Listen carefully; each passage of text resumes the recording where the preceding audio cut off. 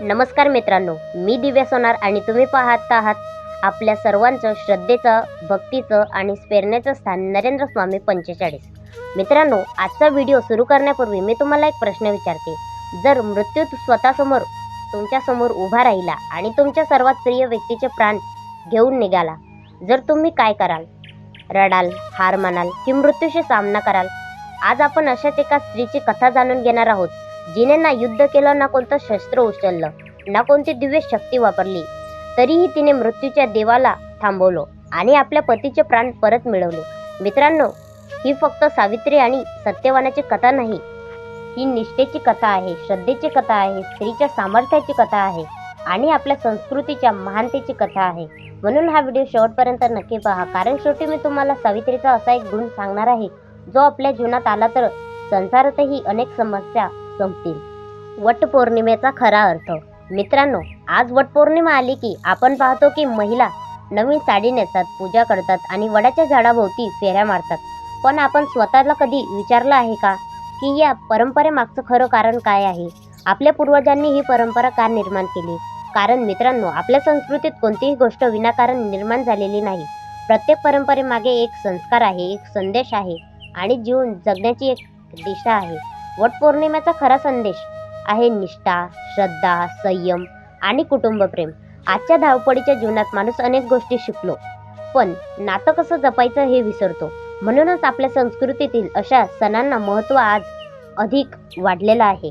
संसाराचं सत्य.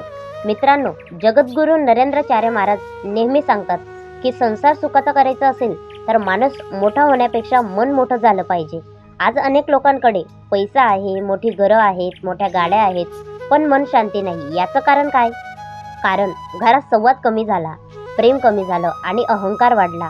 आज प्रत्येकाला जिंकायचं आहे, पण नातं जपण्यासाठी कधी कधी हारावं लागतं, स्वतःचा हट्ट सोडावा लागतो, समोरच्याचा विचार करावा लागतो. हेच सावित्रीने शिकवलं.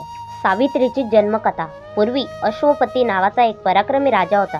त्याच्याकडे संपत्ती होती, वैभव होतं, सत्ता होती, पण त्यांना एकच दुःख होतं, त्यांना अपत्य नव्हती. अनेक वर्षे त्यांनी देवाची उपासना केली, कठोर तपश्चर्या केली. अखेर देवी प्रसन्न झाली आणि त्यांना एक कन्यारत्न प्राप्त झालं. त्या कन्याचं नाव होतं सावित्री.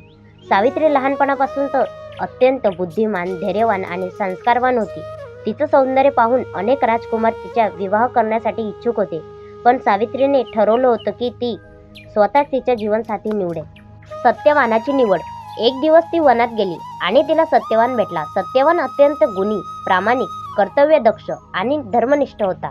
त्याच्याकडे राजवैभव नव्हतं, संपत्ती नव्हती, पण चारित्र्य होतं. सावित्रीने त्यालाच आपला जीवनसाथी म्हणून निवडलं. जेव्हा ही गोष्ट नारद मुनीला समजली, तेव्हा त्यांनी एक मोठं सत्य सांगितलं. ते म्हणाले, सत्यवान सर्व गुणांनी श्रेष्ठ आहे, पण त्याचं आयुष्य फार कमी आहे. फक्त 1 वर्षानंतर त्याचा मृत्यू होणार आहे. पहिला मोठा विचार.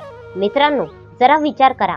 आज एखाद्या मुलीला आधीच सांगितलं की ज्या व्यक्तीशी तू विवाह करणार आहे त्याचं आयुष्य फार कमी आहे, तर ती काय करेल?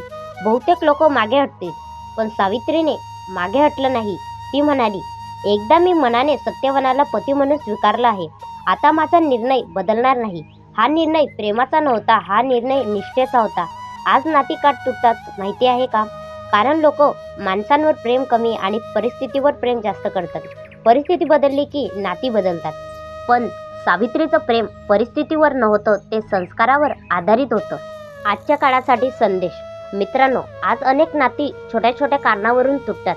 एखादा गैरसमज झाला, एखादं मतभेद झालं की लोक लगेच दूर जातात, पण खरं प्रेम आणि खरं नातं तेच असतं जे संकटातही साथ सोडत नाही. सुखाच्या काळात सोबत राहणं खूप मिळतात, पण दुःखाच्या काळात हात धरून पुढे राहणारे फार कमी असतात. सावित्री आपल्याला हेच शिकवते की नातं परिस्थितीने नाही तर विश्वासाने टिकतं. स्त्रीचं खरं सामर्थ्य. मित्रांनो, आपल्या संस्कृतीत स्त्रीला देवी म्हटलं जातं, कारण स्त्री फक्त घरात राहणारी व्यक्ती नाही, ती घर घडवणारी शक्ती आहे. ती आई आहे, पत्नी आहे, मुलगी आहे, बहीण आहे आणि संस्कारांची जननी आहे. जगद्गुरू नरेंद्राचार्य महाराज सांगतात, ज्या घरात स्त्रीचा सन्मान होतो त्याच घरात लक्ष्मीचा वास असतो आणि ज्या घरात स्त्रीच्या डोळ्यात अश्रू येतात त्या घरात सुख कधीच टिकत नाही. मित्रांनो, सावित्रीला सत्यवानाचा मृत्यू होणार हे आधीपासून माहिती होतं. तरीसुद्धा तिने त्याच्याशी विवाह केला. पण पुढे काय झालं? सत्यवानाचा शेवटचा दिवस कसा उगवला? यमराज स्वतःचे प्राण घेण्यासाठी कसे आले? आणि सावित्रीने अशी कोणती गोष्ट केली की मृत्यूचा देवही तिच्यासमोर नतमस्तक झाला? हे सर्व आपण पार्ट 2 मध्ये पाहणार आहोत.